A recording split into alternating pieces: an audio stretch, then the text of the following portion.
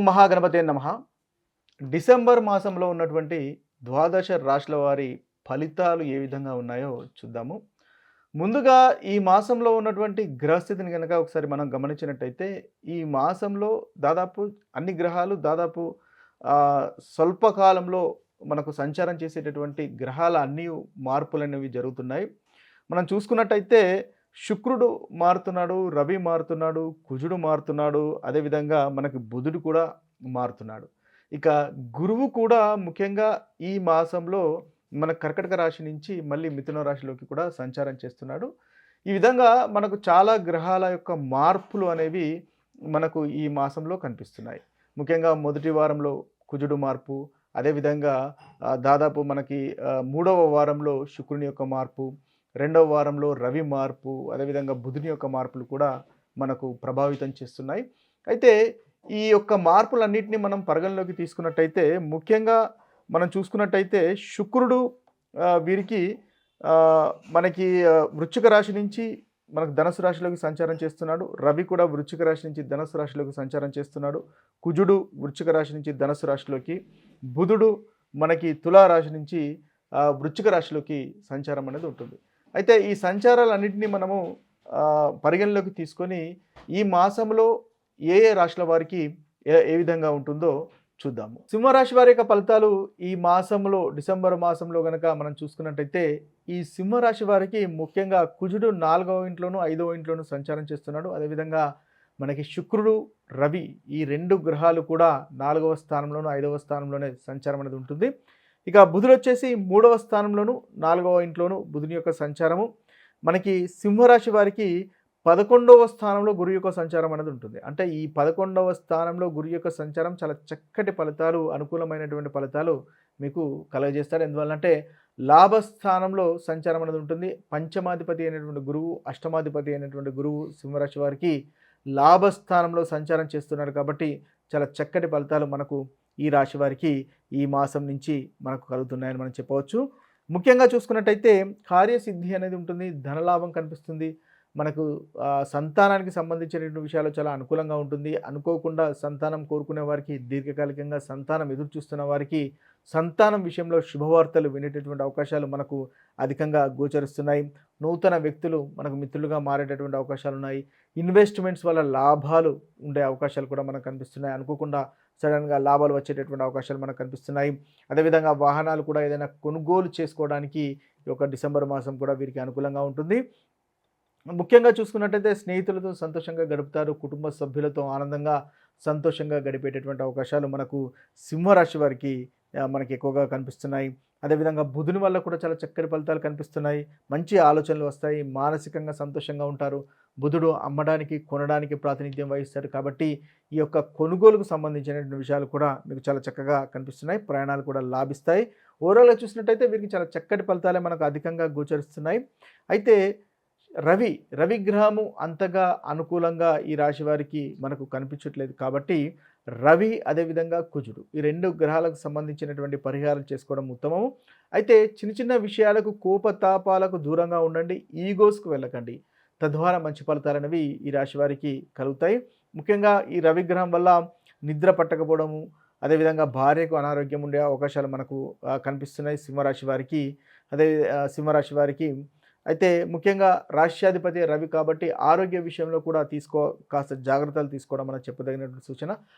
ప్రాపర్టీస్కి సంబంధించినటువంటి విషయాల్లో కూడా కాస్త ఈగోస్కి వెళ్ళకుండా, డిస్ప్యూట్స్కి వెళ్ళకుండా దూరంగా ఉండడం అనేది మీకు ఈ మాసంలో ఈ రాశి వారికి చెప్పదగినటువంటి సూచన.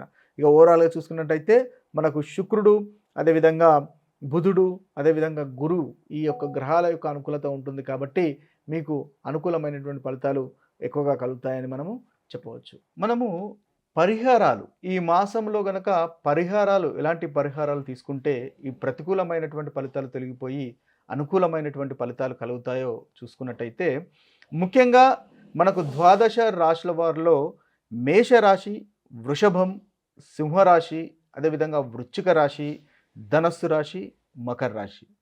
మేషరాశి, వృషభ రాశి, సింహరాశి, అదేవిధంగా వృశ్చిక రాశి, ధనస్సు రాశి, మకర రాశి ఈ రాశుల వారు ముఖ్యంగా చేసుకోవాల్సినటువంటి పరిహారాలు రవికి, కుజునికి ఈ 2 గ్రహాల యొక్క పరిహారాలు గనుక మీరు ఈ మాసంలో చేసుకున్నట్టయితే చక్కటి ఫలితాలు కలుగుతాయి.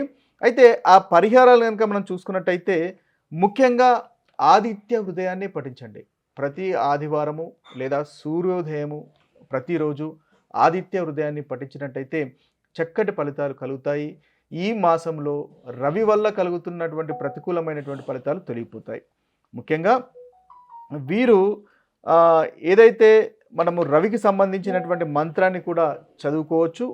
ఓం హ్రాం హ్రీం హ్రౌం సూర్యాయ నమః అనేటటువంటి మంత్రాన్ని 108 సార్లు కనుక పఠించినట్టయితే ఈ రాశుల వారికి రవి వల్ల కలుగుతున్నటువంటి ప్రతికూలమైనటువంటి ఫలితాలు తొలగిపోతాయి. అదేవిధంగా రవివారం అంటే ఆదివారం రోజు ఫాస్టింగ్ ఉండడం కూడా చక్కటి ఫలితాలు వీళ్ళకు కలగజేస్తాయి.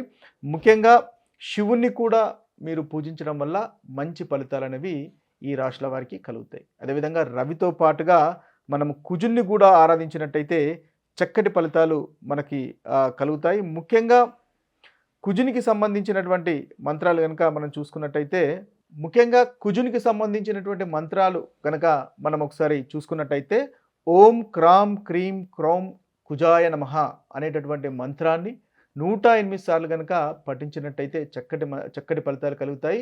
ఇది కుజుని యొక్క బీజ మంత్రము. దీనివల్ల మనకి కుజునికి సంబంధించినటువంటి ఎటువంటి దోషాలున్నా కూడా తొలగిపోతాయి.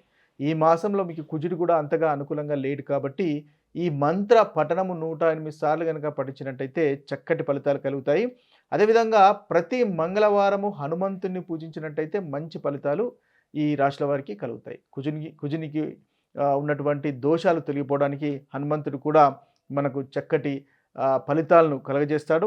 ఇక చూసినట్టయితే ముఖ్యంగా మనకి ప్రతి మంగళవారం హనుమంతుని పూజ, అదేవిధంగా మహామృత్యుంజయ మంత్రాన్ని కూడా పఠించినట్టయితే మంచి ఫలితాలు కలుగుతాయి. ఇక మిథున రాశి వారు, కర్కటక రాశి వారు, కుంభరాశి వారు ఈ 3 రాశుల వారు యొక్క ఫలితాలు వీరి యొక్క పరిహారాలు కనుక మనం ఒకసారి గమనించినట్టయితే వీరికి శుక్రుడు అంతగా అనుకూలంగా లేడు కాబట్టి శుక్రుడు యొక్క పరిహారాలు చేసుకున్నట్టయితే 3 రాశుల వారికి చాలా చక్కగా ఉంటుంది.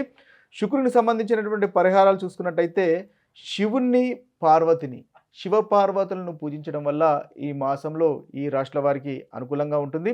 ముఖ్యంగా సోమవారము బిల్వపత్రాలతో కానీ పాలతో కానీ శివుణ్ణి అభిషేకించడం వల్ల మంచి ఫలితాలు అనేవి ఈ రాశుల వారికి కలుగుతాయి. అదేవిధంగా వీరు శుక్రుని యొక్క బీజమంత్రము ఓం ద్రాం ద్రీం ద్రౌం శుక్రాయ నమః అనేటటువంటి బీజమంత్రాన్ని రోజుకి 108 సార్లు పఠించినట్టయితే చక్కటి ఫలితాలు ఈ రాశుల వారికి కలుగుతాయి. చూసుకున్నట్టయితే మనకు చివరిగా మిగిలిన 2 రాశులు కన్యారాశి, తులారాశి.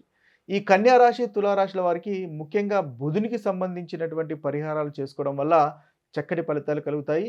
విష్ణు సహస్రనామం పఠించడం వల్ల మంచి ఫలితాలు కలుగుతాయి. అదేవిధంగా బుధవారం రోజు ముఖ్యంగా వెంకటేశ్వర స్వామిని దర్శించుకోవడము లేదా మహావిష్ణువును ఆరాధించడము వల్ల చక్కటి ఫలితాలు ఈ రాశుల వారికి కలుగుతాయి. ఇవి స్థూలంగా మనకి ఈ 12 రాశుల వారికి ఈ డిసెంబర్ మాసంలో ఉన్నటువంటి పరిహారాలు.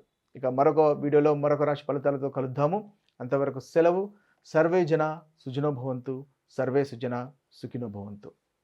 నమస్తే.